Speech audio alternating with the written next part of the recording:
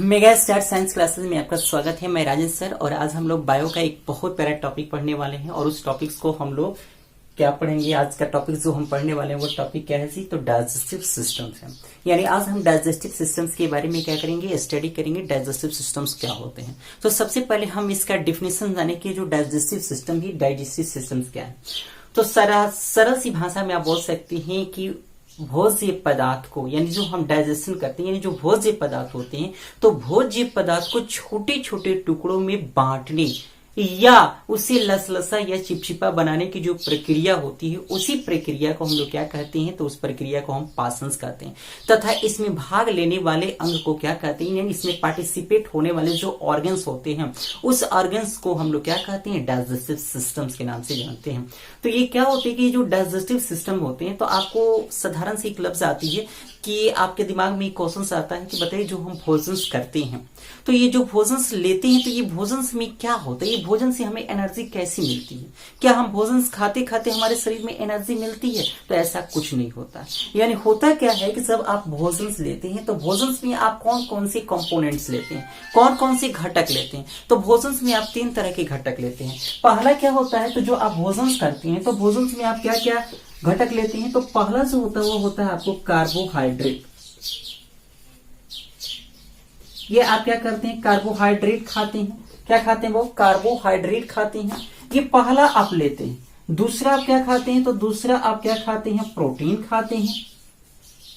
और तीसरा जो होता है वह आप क्या खाते हैं, तो तीसरा आप लिपिड खाते हैं। लिपिड या इसी को हम क्या बोलते हैं, फैट बोलते हैं।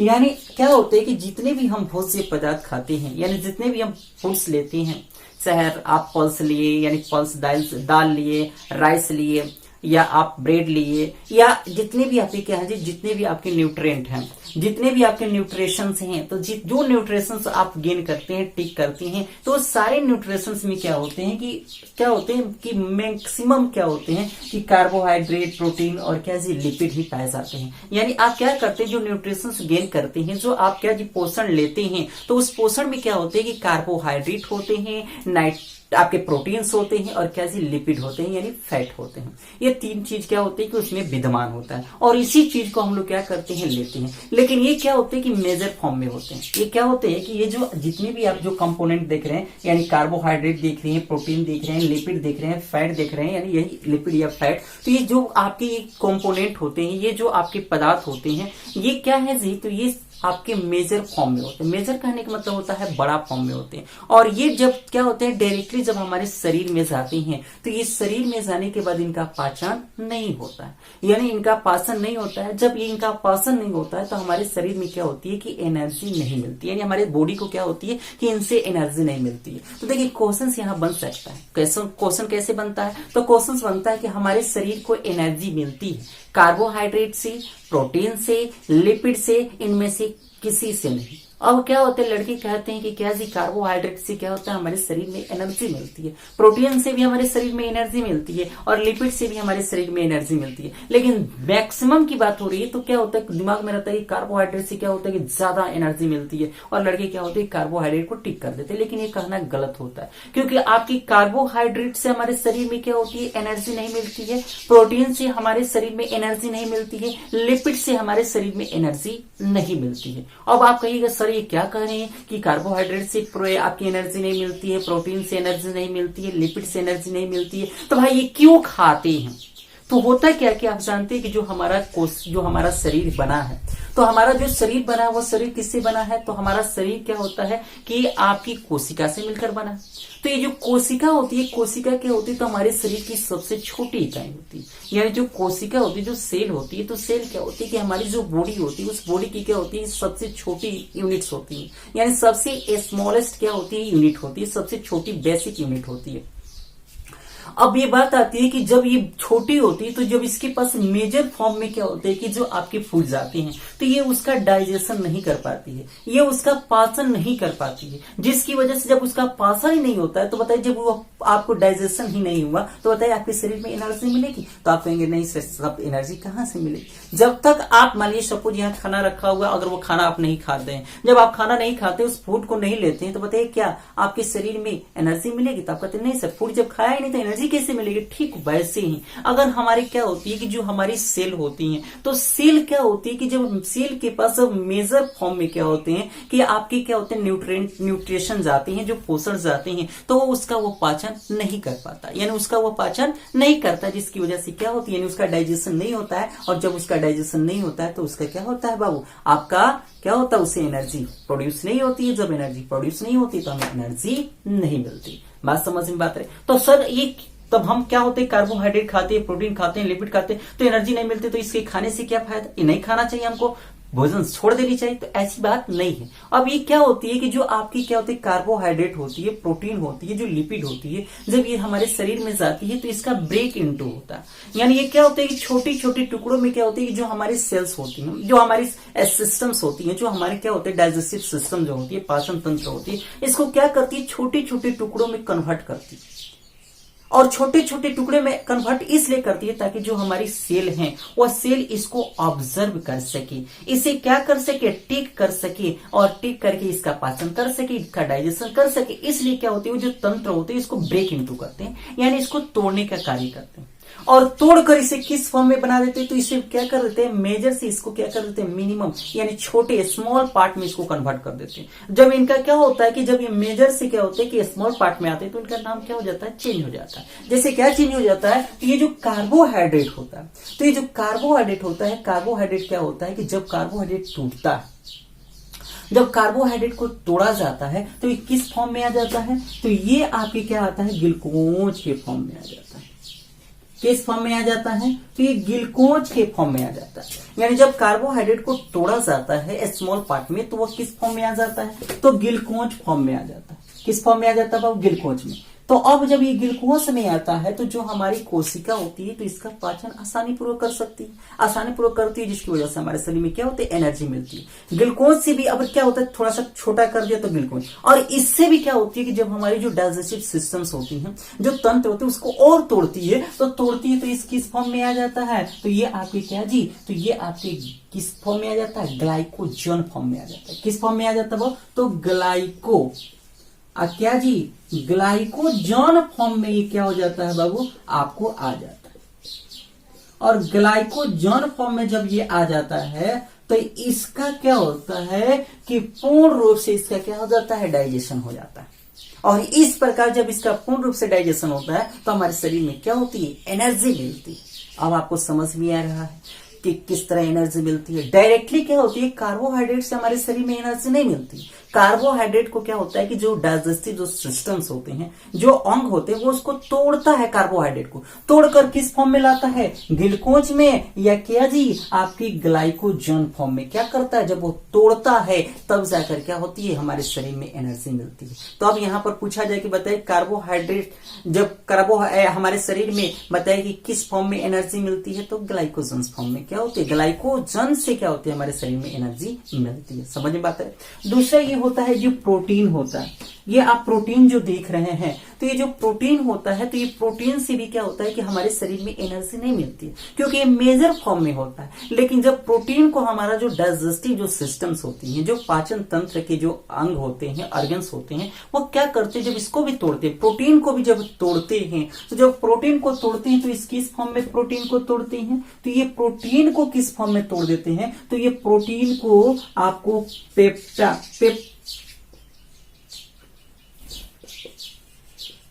पेप्टाइड्स या पेप्टोन्स, ये किस फॉर्म में तोड़ते हैं, तो जो प्रोटीन होता है, जो प्रोटीन को जब ये क्या होते हैं, जो हमारे डाइजेस्टिव सिस्टम्स के जो अंग होते हैं, जो प्रोटीन को तोड़ते हैं, तो प्रोटीन छोटा पार्ट में किस में आ जाता है, जब ये छोटा होता है तो इसका नाम क्या हो जाता है, पेप्टाइड्स या पेप्टोन्स हो जाता है। यानी ये पेप्टाइड्स या पेप्टोन्स फॉर्म में क्या हो जाता है, टूट जाता है, तब इसका पाचन होने लगता है। और क्या होता है कि और जो हमारा डाइजेस्टिव सिस्टम होती है, इसको और तोड़ती है तो इसे एक और स्मॉल फॉर्म में ये विभक्त हो जाता है, जिसको हम लोग क्या कहते हैं, तो यही हमारा सबसे इंपॉर्टेंट है, अमीनो एसिड। यानी ये क्या होता है, अमीनो अम्ल में क्या हो जाता है, आपका टूट जाता है। देखिए यहाँ से क्वेश्चन सब बनता है कि बताइए कि प्रोटीन से हमारे शरीर में एनर्जी किस फॉर्म से मिलती है, तो अमीनो एसिड से मिलती है। यानी जो एमिनो एसिड होता है प्रोटीन की क्या होती है, सबसे छोटी इकाई होती है। यानी जब प्रोटीन को हम तोड़ते हैं, ब्रेक इनटू करते हैं, तो वो किस फॉर्म में आ जाती है, अमीनो एसिड में आती है। और अमीनो एसिड से क्या होती है कि हमारी जो बॉडी होती है, उस बॉडी में क्या होती है कि ज्यादा मात्रा में क्या करती है, एनर्जी मिलती है। याद रहेगा। अब देखिए जैसे प्रोटीन को किस में हमने तोड़ा, पेप्टाइड्स या पेप्टोन्स में तोड़ा। अब पेप्टोन्स को जब हमने तोड़ा तो वो और छोटा मॉलिक्यूल्स हो गया। जब वो छोटा मॉलिक्यूल्स हो गया तो उसका नाम क्या हो गया, अमीनो एसिड हो गया। जैसे आपको एक छोटी सी हम बात बताते हैं फॉर एग्जांपल्स के तहत। देखिए होता क्या है कि जैसे एक गिलास पानी ले लीजिए, शुद्ध गिलास, जैसे गए आप नलका से या आपके पास आरओ है, आरओ से आपने एक गिलास पानी लिया, तो वह जो गिलास में जो पानी है वो क्या होता है, शुद्ध पानी होता है। कहते हैं ये क्या है जी, पीने वाला पानी। ये क्या है, पीने वाला पानी है। लेकिन उस पीने वाले पानी को अगर आप क्या करते हैं कि एक बड़ा सा डब है जिसमें लड़के क्या होते हैं, स्नान करते हैं, कपड़े साफ होते हैं, बर्तन साफ होते हैं, उसमें अगर आप उस पानी को उड़ेल देते हैं तो बताइए वो कौन सा पानी हुआ, उस पानी का नाम अब क्या हो जाएगा, तो कहिएगा सर ये क्या है जी, नहाने वाला पानी है। यानी ये क्या है जी, आपको बाथरूम करने वाला पानी है। ये क्या जी, कपड़ा धोने वाला पानी है। ये बर्तन साफ करने वाला पानी है। इसका नाम क्या हो गया, चेंज हो गया। समझ में बात है। ठीक वैसे ही आपका क्या होता है, यहाँ पर जो आपके प्रोटीन्स होते हैं, जब ऑलरेडी पहले जो मेजर फॉर्म में होगा तो मेजर फॉर्म में इसको किस नाम से जाना जाएगा, तो मेजर फॉर्म में इसको प्रोटीन के नाम से जाना जाएगा। लेकिन जब ये टूट कर छोटे छोटे पार्ट में आ जाएगा तो इसका नाम चेंज होता जाएगा। जब प्रोटीन से यानी मेजर से थोड़ा सा छोटा हुआ तो इसका नाम पेप्टाइड्स और पेप्टोन्स हो गया। लेकिन जब पेप्टाइड्स और पेप्टोन से भी छोटा हो गया तो इसका नाम क्या होगा, अमीनो एसिड हो गया। उसी तरह आपकी क्या जी, मेजर फॉर्म में क्या होता है, कार्बोहाइड्रेट होता है। कार्बोहाइड्रेट को जब हम तोड़ते हैं, छोटे से स्मॉल पार्ट में आते हैं तो वो ग्लूकोज हो जाते हैं। और जब ग्लूकोज को हम ब्रेक इनटू करते हैं, ग्लाइकोजन हो जाते हैं। और ग्लाइकोजन से क्या होता है कि ज्यादा मात्रा में क्या होती है, एनर्जी मिलती है। आपको क्या जी, एमिनो एसिड से क्या होती है, हमें ज्यादा मात्रा में एनर्जी मिलती है, क्योंकि वो पूर्ण रूप से क्या हो जाता है, स्मॉल पार्ट में आ जाता है। जिसकी वजह से क्या होता है कि जो हमारी सेल होती है, जो हमारी बॉडी की सेल होती है, उसे ऑब्जर्व करती है। और ऑब्जर्व करती है जिससे क्या होता है कि हमारे शरीर में क्या होता है, उस भोजन का, उस अमीनो एसिड का, वह ग्लाइकोजन का क्या होता है कि अच्छी तरह से क्या होता है, डाइजेशन होता है। जिसकी वजह से हमारे शरीर में क्या होती है, एनर्जी मिलती है। समझ में बात रही। अब बात रही तीसरी, तो ये जो तीसरा होता है जिसको हम लोग क्या बोलते हैं, लिपिड्स या फैट बोलते हैं। तो ये लिपिड जो फैट होता है, इससे भी हमारे शरीर में एनर्जी नहीं मिलती। यानी जो आपके लिपिड्स होती हैं, जो फैट होते हैं, इससे क्या होती है कि हमारे शरीर में एनर्जी नहीं मिलती। अब इसको क्या होता है कि जो आपके लिपिड होती है और फैटी होती है, फैट होते हैं, इसको हम किस फॉर्म में चेंज करते हैं, तो इसको हम किस में चेंज करते हैं, तो इसको फैटी में, इसको फैटी में हम क्या कर देते हैं, चेंज कर देते हैं। तो जब ये फैटी में इसको चेंज करते हैं, तो फैटी में चेंज करते हैं, तब जाकर क्या होती है, यानी जब ये फैटी में टूटता है, यानी स्मॉल पार्ट में आ जाता है, तो हमारे शरीर में क्या होती है, एनर्जी मिलती है। फैटी को क्या करते हैं, और तोड़ते हैं, तो ये किस फॉर्म में जाता है, तो ये आपको क्या होता है, तो यही आपका ग्लिसरॉल किस में जाता है बाबू, आपका ग्लिसरॉल। ये ग्लिसरॉल में जब क्या होता है, टूट जाता है। तो जब ग्लिसरॉल में टूट जाता है तो क्या होता है कि हमारे शरीर में ज्यादा मात्रा में क्या होती है, एनर्जी मिलती है। अब बात आती है कि बताइए कि जो आपका लिपिड्स होता है, जो फैट होता है, ये किस फॉर्म में टूटता है, इसका स्मॉल पार्ट क्या होता है, तो इसका स्मॉल पार्ट क्या होता है, ग्लिसरॉल होता है। और ग्लिसरॉल के द्वारा क्या होता है कि हमारे शरीर में क्या होती है, एनर्जी मिलती है। यानी ग्लिसरॉल के कारण क्या होता है कि हमारे शरीर में क्या होती है, एनर्जी मिलती है। समझ में बात आ रही। तो अब आपको 100% समझ में आ गया होगा कि कार्बोहाइड्रेट, प्रोटीन, लिपिड से हमारे शरीर में एनर्जी नहीं मिलती। हमारे शरीर में एनर्जी किससे मिलती है, तो या तो ग्लूकोज से मिलती है, या ग्लाइकोजन से मिलती है, पेप्टाइड से, या पेप्टोन से, या क्या जी, अमीनो एसिड से, फैटी से, या आपका ग्लिसरॉल से ही क्या होती है, हमारे शरीर में एनर्जी मिलती है। क्यों मिलती है अभी आपने जान लिया, क्योंकि ये स्मॉल पार्ट में होते हैं, और स्मॉल पार्ट में होने की वजह से हमारी जो शरीर की जो बॉडी की जो क्या होती है सेल होती है वो छोटी होती है, और छोटी होने की वजह से जब ये स्मॉल पार्ट में आते हैं उसका ऑब्जर्वेशन करती है, और इसको ऑब्जर्व करके क्या करती है, उसका डाइजेशन करती है, और डाइजेशन करती है तो हमारे शरीर में क्या होती है, एनर्जी प्रोड्यूस होती है। समझ में बात आ रही। अब एक और बात यहाँ पर आता है कि निम्न में किसका पाचन नहीं होता। देखिए यहाँ पर एक क्वेश्चन लेंगे और उसके बाद हम लोग आगे पढ़ेंगे। तो चलिए आगे हम इस क्वेश्चन के साथ ही हम लोग क्या करते हैं, आगे बढ़ते हैं। क्वेश्चन क्या है बाबू, तो देखिए क्वेश्चन हमारा क्या है, बहुत प्यारा क्वेश्चन है। ये क्वेश्चन अगर परीक्षा में आते हैं तो बच्चे इस पर अक्सर क्या कर देते हैं, गलतियां करते हैं। तो इसलिए इस क्वेश्चन को हम थोड़ा सा देखते चले कि क्वेश्चन अगर आए तो हम इसको गलती ना करें, सही जवाब देकर आए। देखिए क्वेश्चन क्या है कि निम्न में, देखिए क्वेश्चन कि निम्न में किसका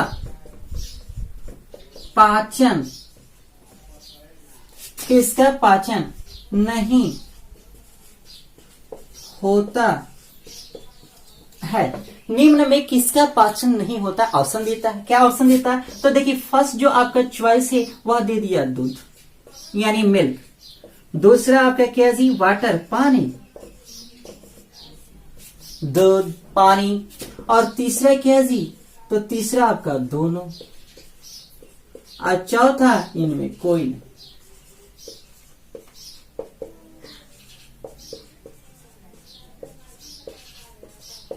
चलिए बहुत प्यारा क्वेश्चन से, निम्न में किसका पाचन नहीं होता है, यानी बाबू क्या जी कि वो निम्न में यानी वो कौन सा आपका सब्सटेंस है, कौन सा आपका मेटर्स है, पदार्थ हैं जिनका डाइजेशन नहीं होता है। तो डाइजेशन किसका नहीं होता है बाबू, तो आपका ऑप्शन है दूध का डाइजेशन नहीं होता। क्या आपके शरीर में दूध नहीं पचता है, क्या आपके शरीर में पानी नहीं पचता है, क्या आपके शरीर में दोनों यानी दूध और पानी दोनों नहीं पचता है, कि इनमें से कोई।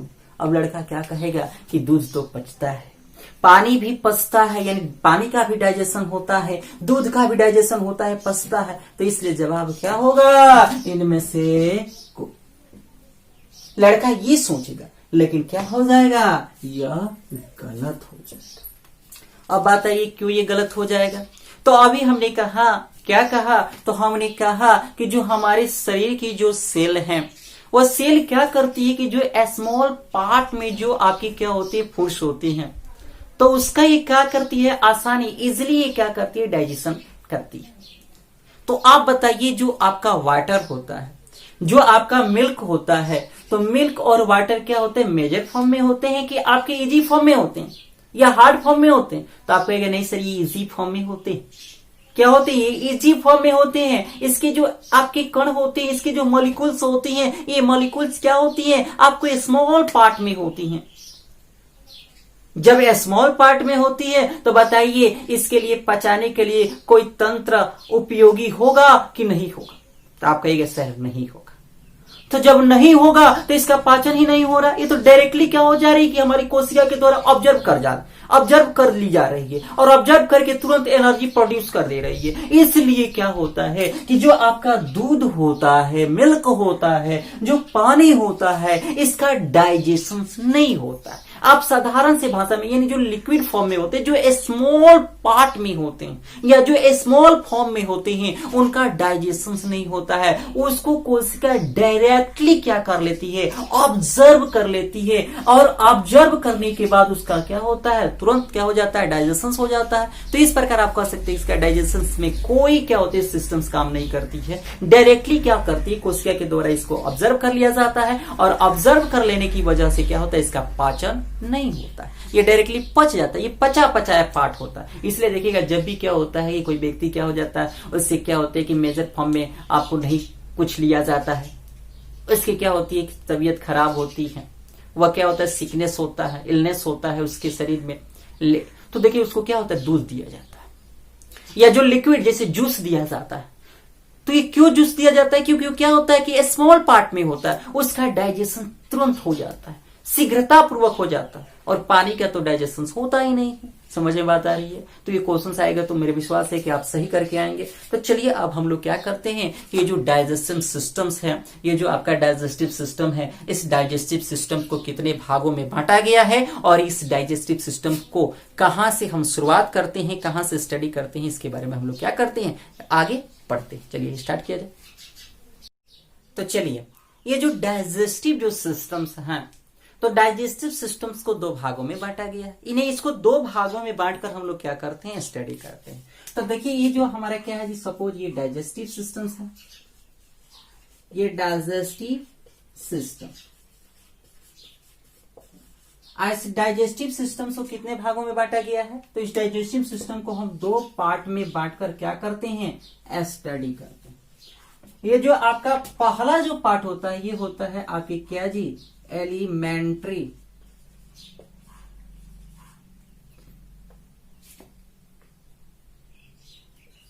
एलिमेंट्री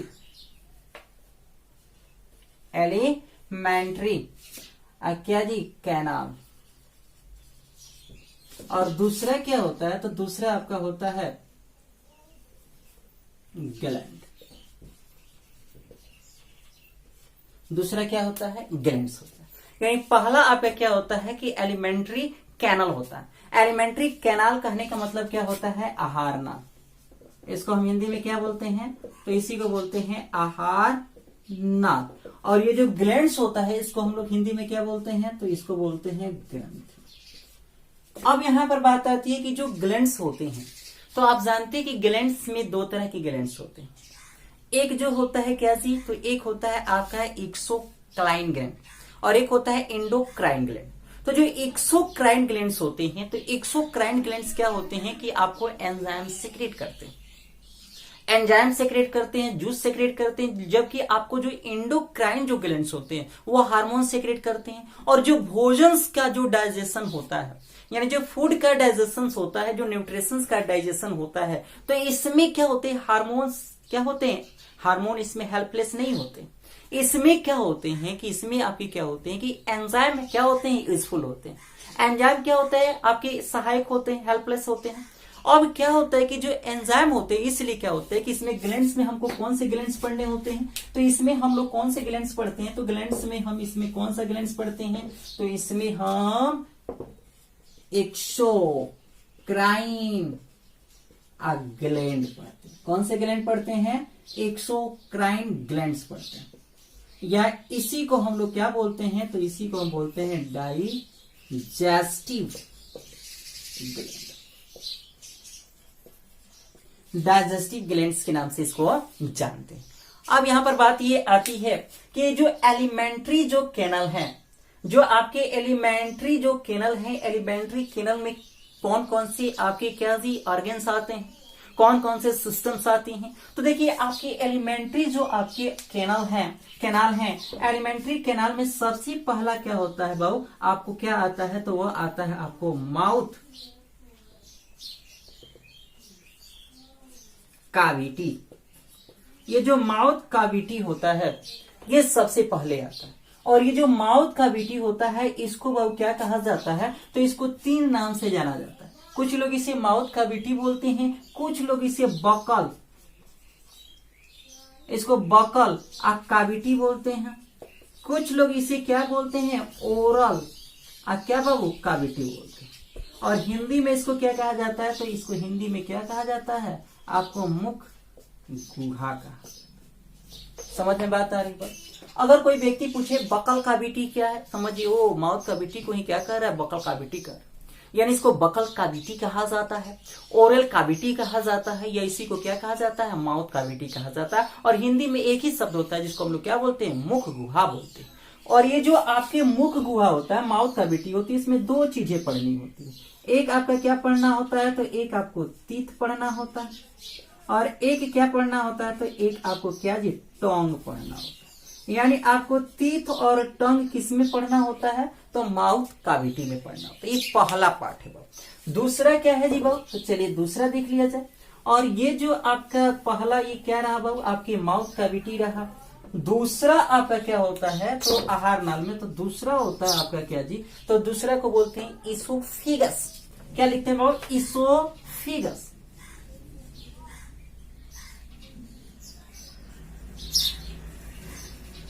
क्या बोलते हैं, इसोफिगस।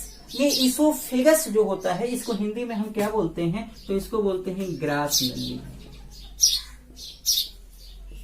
या इसको एक और नाम होता है जिसको बोलते हैं क्या जी, फूड पाइप। क्या बोलते हैं बाबू? फूड पाइप, यानी आहार ये या आहार नली बोलते हैं। ठीक बाबू, ये दो नाम होता है। तीसरा इसमें क्या होता है बाबू? तो तीसरा आपका क्या होता है? तो तीसरा होता है जिसको हम लोग बोलते हैं एस्टमक। एस्टमक जिसको हम लोग क्या बोलते हैं? आमाशय। चौथा क्या होता है? तो चौथा होता है आपका स्मॉल इंटेस्टाइन।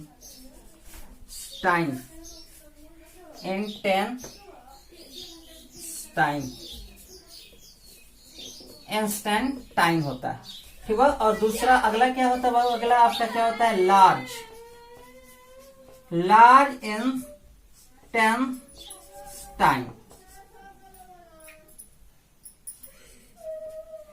क्या होते हैं बाबू? लार्ज इंस्टेंटाइन होता है। और ये जो फूड पाइप होता है, तो फूड पाइप के बाद क्या आता है? तो फूड पाइप के बाद आपके क्या आती है जी वो? तो आपका तीसरा जो होता है वो आपका क्या आता है? एस्टमक आता है। क्या आता है बाबू? आपका एस्टमक। एस्टमक मीन्स क्या आता है बाबू? आपका आमाशय हमको पढ़नी है। और इसके बाद जो चौथे होते हैं वो आपके क्या आते हैं? तो वो होते हैं स्मॉल इंटेस्टिन। स्मॉल इंटेस्टिन होते हैं जिसको हम लोग क्या बोलते हैं? छोटी आंत। इसके बाद क्या होते हैं? जो आपके पांचवे होते हैं जिसको हम लोग क्या बोलते हैं? लार्ज इंटेस्टिन, यानी इसको बोलते हैं बड़ी आंत। और आपका जो पांचवा होता है वह क्या होता है बाबू? अनस। और अनस कहने का मतलब क्या है जी? आपका गुर्दा। क्या होता है बाबू? गुर्दा होता है। ये सारे जो आपके पार्ट होते हैं, ये सारे पार्ट क्या होते हैं? किसके अंतर्गत आते हैं? एलिमेंट्री कैनाल के अंतर्गत आते हैं। यानी इतनी सारी जो ऑर्गन्स होती है, सारी ऑर्गन्स क्या होती है? डाइजेस्टिव सिस्टम्स ऑर्गन होती है। यानी डाइजेस्टिव सिस्टम्स में इसको हमको क्या करना है? स्टडी करना है। अब ये बात आती है कि पूरे जो डाइजेस्टिव सिस्टम्स हैं, इस डाइजेस्टिव सिस्टम की लेंथ कितनी होती है, लंबाई कितनी होती है, ये आपकी परीक्षा में बनता है। तो पूरे जो आपके आहार नाल होते हैं, तो पूरे आहार नाल की लंबाई लगभग क्या होती है बाबू? 9 मीटर होती है। यानी पूरे जो आहार नाल होते हैं, तो पूरे आहार नाल की जो लेंथ होती है, जो लंबाई होती है, वो क्या होती है? आपका 9 मीटर होती है। अगर फीट में देखा जाए तो ये क्या होती है? 33। और क्या होती है बाबू? आपकी फीट मानी जाती है। ये समझ में बात आ रही? और दूसरा जो हमारा पार्ट होता है, दूसरे पार्ट में हमको क्या पढ़ना है? तो दूसरे पार्ट में हमको एक्सोक्राइन ग्लैंड्स पढ़ने या डाइजेस्टिव ग्लैंड पढ़ना है। यानी इसमें क्या होता होगा? तो इसमें आप जानते हैं कि जब आपको क्या आ जाता है? एक्सोक्राइन आ जाता है, तो दिमाग में बात आ जाती है कि सर इसमें एंजाइम्स पढ़ने होते हैं। इसमें से क्या होते हैं कि एंजाइम सीक्रेट होते हैं। इस जो ग्लैंड होता है, ये जो ग्लैंड होता है, इस ग्लैंड से क्या होते हैं कि आपको एंजाइम सीक्रेट होते हैं। अब इसमें कौन कौन सा एंजाइम सीक्रेट होता है? तो जो आपकी जो ये माउथ कैविटी होती है, तो माउथ कैविटी में क्या होता है? आपके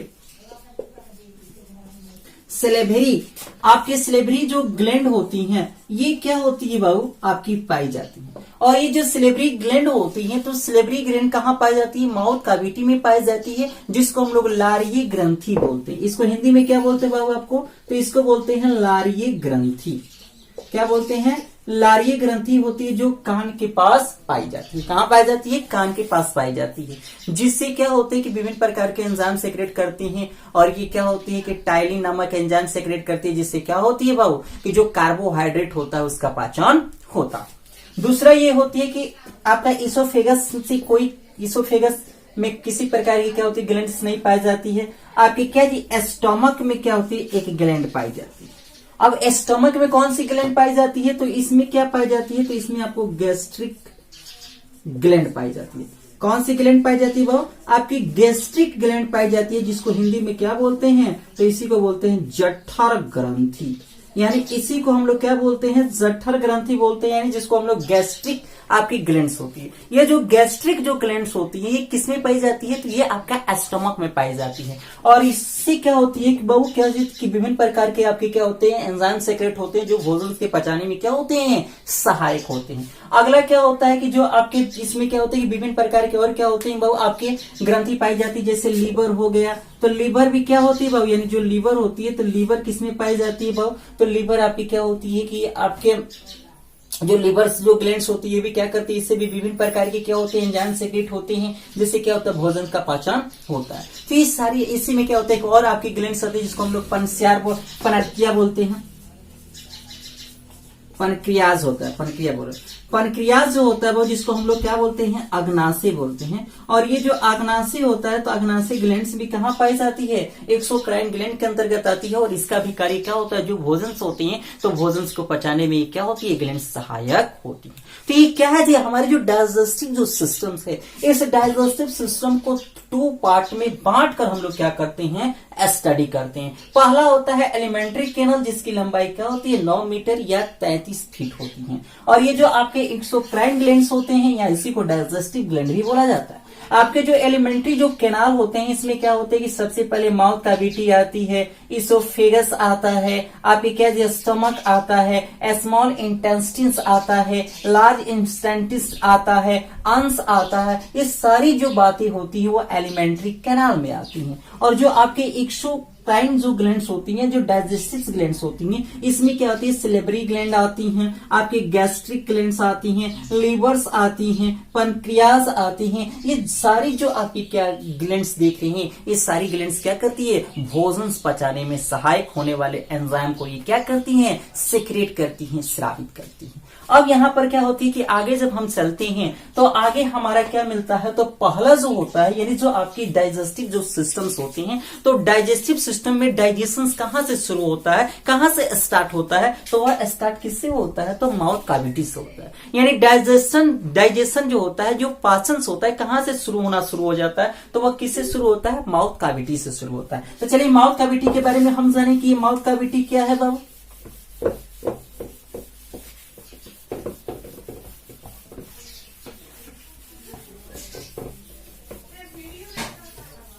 अब देखिए जो माउथ जो कैविटी होता है,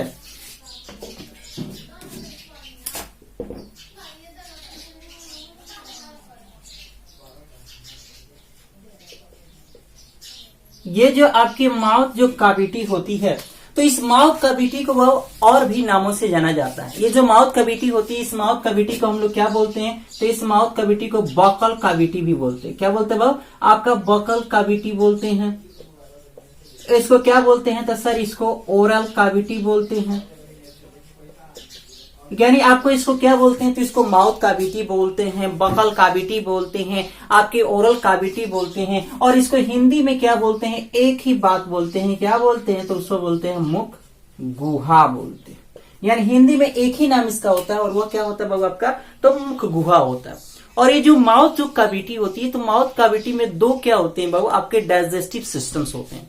2 ऑर्गन्स इसमें पाए जाते हैं। क्या किया जी, तो देखिए इसमें 2 चीजें पढ़नी है। क्या किया, तो एक जो होता है जिसको हम बोलते हैं टीथ पढ़ना है, और एक क्या पढ़ना है, इसमें आपको टोंग पढ़ना। यानी जो आपकी क्या है जी, जो आपकी जो माउथ कैविटी है, तो माउथ कैविटी में 2 चीज पढ़नी होती है। एक को टीथ बोलते हैं और दूसरा को क्या बोलते हैं, टोंग बोलते हैं। यानी टीथ के बारे में पढ़ेंगे और टोंग के बारे में पढ़ेंगे। तो चलिए स्टार्ट हम क्या करते हैं, तो सबसे पहले हम आपको बता दें ये माउथ कैविटी क्या होती है। तो साधारण से लफ्ज में आप बोलिएगा, जब भी पूछे जाएगा कि बताइए mouth cavity, buccal cavity, oral cavity क्या है, तो बोलिएगा यह पाचन तंत्र का पहला सबसे महत्वपूर्ण अंग माना जाता है। यानी ये पाचन तंत्र का क्या है जी बाबू, पहला अंग है। यानी पाचन जो होते हैं, जो डाइजेशन होते हैं, तो डाइजेशन कहाँ से स्टार्ट होते हैं, तो जो डाइजेशन होते हैं बाबू, तो डाइजेशन क्या होते हैं, तो डाइजेशन कहाँ से स्टार्ट होते हैं, तो जो पाचन होता है, तो पाचन क्या होता है, तो पाचन आपको किससे स्टार्ट होते हैं, तो यही जो ओरल कैविटी होती है, यही जो आपकी बकल कैविटी होती है, माउथ कैविटी होती है, इस मुख गुहा से ही क्या होता है कि जो डाइजेशन होता है, जो पाचन होता है, वह पाचन क्या होता है, स्टार्ट होता है, शुरू होता है। यहीं से क्या होता है, ये होते हैं। अब यहाँ पे क्या होता है, जो आपके जो मुख गुहा होता है, तो मुख गुहा क्या होता है, एक गुफा की तरह होता है। जैसे आपने गुफा देखा होगा, केव देखा होगा, केव मींस क्या होता है, गुफा होता है। आपने केव देखा होगा, केव देखिए ऐसे होते हैं। केव कैसे होते हैं, ऐसे होते हैं, ऐसे ही केव होते हैं। अब क्या होता है कि इस केव में क्या होता है, जो निचला जो पार्ट होता है, तो देखिए थोड़ा सा इसको हम बताते चले बाबू, इसको एक्सपेरिमेंटली देखते चलिए बाबू। ये हमारा क्या है जी, एक निचला सतह है, और ये क्या है जी, ऊपरी सतह। आप देखिए गुफा ऐसे ही होते हैं। क्या होता है बाबू, गुफा आपको ऐसे ही दिखता है, ऐसे ही क्या होता है, गुफा होता है। और ये जो गुफा ऐसे होता है, इसका जो निचला पार्ट होता है, तो ये जो निचला जो आप सतह देख रहे हैं, इसको बोलते हैं लोअर जॉब। जॉब मीन्स क्या होता है, जबड़ा। और इसको ऊपर वाले को हम क्या बोलते हैं भाई, अपर जॉब। तो ये जो अपर जब होता है, ये क्या होता है, फिक्स होता है। और जो निचला जबड़ा होता है, वो क्या होता है, स्वतंत्र होता है। अपने इच्छा अनुसार इधर उधर जैसे चाहे वैसे आप क्या कर सकते हैं, मूवमेंट कर सकते हैं। लेकिन ऊपर वाले कभी भी क्या करता है, मूवमेंट नहीं करता है। तो देखिए क्वेश्चन बनता है कि निम्न में मनुष्य का कौन सा जौ, कौन सा जबड़ा क्या होता है, स्थिर होता है। तो सर ऊपर वाला जो जबड़ा होता है, जिसको अपर जब बोला जाता है, ये क्या होता है, स्थिर होता है, एक जगह फिक्स होता है। जबकि आपका लोअर जबड़ा होता है, लोअर जो होता है, निचला जो जबड़ा होता है, उसको आप अपने इच्छा अनुसार क्या कर सकते हैं, मूवमेंट कर सकते हैं। उसमें मूवमेंट होता है, वो अपने इच्छा अनुसार आप क्या कर सकते हैं, घुमा फिरा सकते हैं। अब ये क्या होता है कि जो ये माउथ कैविटी होती है, इसमें दो चीज होती है। पहला क्या होता है, तीत होता है, दूसरा क्या होता है, टंग होता है। तो चलिए हम लोग क्या करते हैं, पहला पढ़ते हैं तीत क्या होता है। क्योंकि तीत से क्या होता है कि आपके क्वेश्चंस बनते हैं। बड़े बड़े एग्जाम्स में भी क्या होते हैं, जैसे सीजीएल का पेपर दीजिएगा तो वहां भी क्या होते हैं कि इस तरह की इस तीत से क्वेश्चंस पूछते हैं। एनडीए का एग्जाम दीजिएगा तो वहां भी तीत से क्वेश्चन पूछते हैं। तो ये क्या होता है कि जो बड़े लेवल के एग्जाम्स होते हैं, उसमें भी क्या होते हैं, तीत लेवल के क्वेश्चन, तीत से क्या होते हैं वो आपका क्वेश्चन बनते हैं। तो चलिए अब हम लोग क्या पढ़ेंगे, तो तीत के बारे में पढ़ेंगे, यानी दांत के बारे में पढ़ेंगे। देखिए सबसे पहले हम जानेंगे कि ये जो तीत होता है, ये तीत, इस तीत को स्ट्रक्चर के अकॉर्डिंग थोड़ा सा हम समझ ले, तब इसके बारे में हम करते हैं। थोड़ा सा सबसे पहले हम जानेंगे कि ये जो दांत होता है, तो दांत के बारे में टू स्टडी यानी दांत के बारे में पढ़ने को क्या कहा जाता है, तो इसी को कहा जाता है क्या जी आपको, तो डेंटोलॉजी।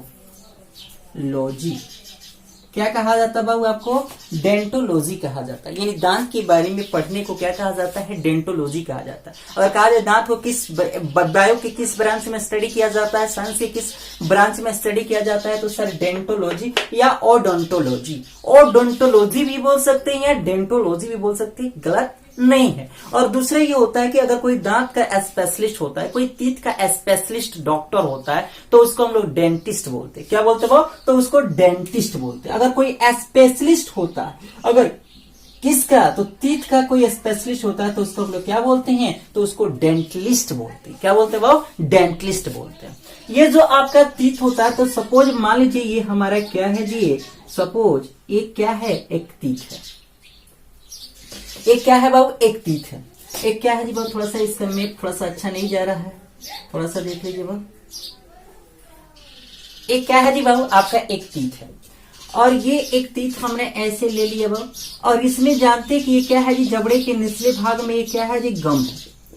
और गम से क्या जुड़ा हुआ है, तो इसको हम क्या बोलते हैं बाबू, गम बोलते हैं। इसको क्या बोलते हैं बाबू, नेक बोलते हैं। इसको क्या बोलते हैं बाबू, क्राउन बोलते हैं। इसको क्या बोलते हैं बाबू, तो इसको रूट बोलते हैं। ये जो आप एक दांत का हमने क्या किया कि बाबू आपका स्ट्रक्चरल हमने बोर्ड पर डायग्राम किया, स्केच किया। अब देखिए ये जो आपने इसका डायग्राम आप देख रहे हैं, तो ये जो दांत है, तो ये दांत का जो ऊपरी भाग होता है, उस ऊपरी भाग को हम लोग क्या बोलते हैं, क्राउन बोलते हैं। जो यहाँ वाला जो पार्ट आप देख रहे हैं, इसको हम लोग क्या बोलते हैं, नेक, यानी गर्दन इसका होता है। ये वाला जो आप पार्ट देख रहे हैं, इसको हम लोग क्या बोलते हैं, रूट बोलते हैं। इसमें जो आप छोटे छोटे जो आप क्या जी लिक्विड देख रहे हैं, इस लिक्विड को हम लोग क्या बोलते हैं, गम बोलते हैं। और आप जानते हैं कि जो दांत जो उजला होता है, तो किसके कारण होता है, डेंटाइन और कैल्शियम के कारण होता है। तो ये जो डेंटाइन होता है, तो इसके ऊपर जो डेंटाइन होती है, जो कैल्शियम कार्बोनेट की जो परत होती है, तो इसको हम लोग क्या, यानी जो उजला होता है, इसको हम लोग क्या बोलते हैं, डेंटाइन बोलते हैं। क्या बोलते हैं बाबू आपको, डेंटाइन बोलते हैं। और ये जो डेंटाइन होता है, डेंटिन जिसको बोलते हैं या डेंटाइन बोलते हैं, ये डेंटाइन जो होता है, ये उजला भाग होता है। और इसी की वजह से क्या होता है, दांत क्या होता है, आपका कठोर होता है। और दांत का सबसे जो कठोर भाग होता है, उसको हम लोग क्या बोलते हैं, तो इनामेल बोलते हैं, इनामेल। अब देखिए प्रश्न बन गया। अब प्रश्न क्या बना, तो दांत के बारे में, यानी मानव शरीर का सबसे कठोर, सबसे हार्डेस्ट, सबसे हार्ड पार्ट कौन होता है, तो सर वह क्या होता है, तो दांत का इनामेल होता है। यानी दांत का जो इनामेल होता है ये क्या होता है कि आपके जो शरीर होती है, जो बॉडी होती है, बॉडी का सबसे क्या होता है, कठोर पार्ट होता है। एक्चुअली जो हड्डियां होती है, जो बोन होती है, तो बोन भी क्या होता है, हमारे शरीर का हार्डेस्ट पार्ट होता है। लेकिन सबसे हार्डेस्ट यानी सबसे कठोर अगर बात कही जाए, सबसे कठोर पार्ट कौन सा होता है, तो सबसे कठोर पार्ट हमारा क्या होता है, इनामेल होता है। समझ में बात आ रही। अब दूसरी ये बात होती है कि ये जो दांत आप देखते हैं, तो ये जो दांत होता है, तो दांत को कितने भागों में बांटा गया है, तो जो दांत होते हैं बाबू, तो दांत को मुख्यतः अगर क्या किया जाए कि उसको उत्पत्ति के आधार पर देखा जाए, तो उत्पत्ति के आधार पर यानी दांत को दो भागों में बांटा गया। किसके आधार पर बाबू, तो दीवार दंती के अकॉर्डिंग। तो दीवार दंती यानी